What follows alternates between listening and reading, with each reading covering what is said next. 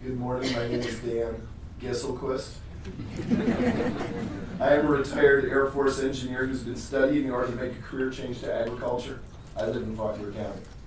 I wrote you prior to this meeting to express my shock and surprise at personally witnessing PEC inspectors harass Ms. Bonetta. How else would you describe someone who insisted he had a legal right to look through your closets, yet didn't know the limits of that right? I'd like to spend my time this morning, however, rebutting the deceptive claims that have been made before and to this board. You need to be aware that in their statement, the PEC has not been entirely truthful, nor have they been forthcoming. The PEC has claimed that they have been only on Ms. Bonetta's farm for a total of 9 inspections over the last 3 years, totaling less than 1 hour each.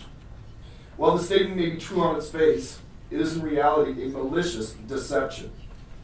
You see, I was personally on the Bonetta's farm on the 27th of September this year. On that day, I witnessed with my own eyes someone conducting a surveillance operation from the public roadway. They would have you believe that they were not consumed with abusing this farmer by saying that they've only been physically on the property for 3 hours each year. Ask them to tell you how often they've been surveying the Bonetta's farm from off the property, and we'll see if they come clean. The PEC has claimed that they have been harassed. They think that people taking pictures and videos of them, such as they're doing to the Bonettas, constitutes harassment.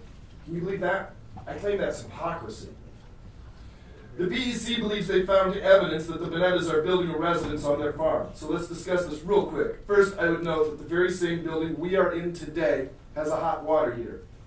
This is not a residence. Second, this General Assembly building has a stove and a refrigerator within it, both supporting the cafeteria. I wouldn't be surprised to find other refrigerators and perhaps even some microwaves throughout the building. Neither of these have turned this place into a residence.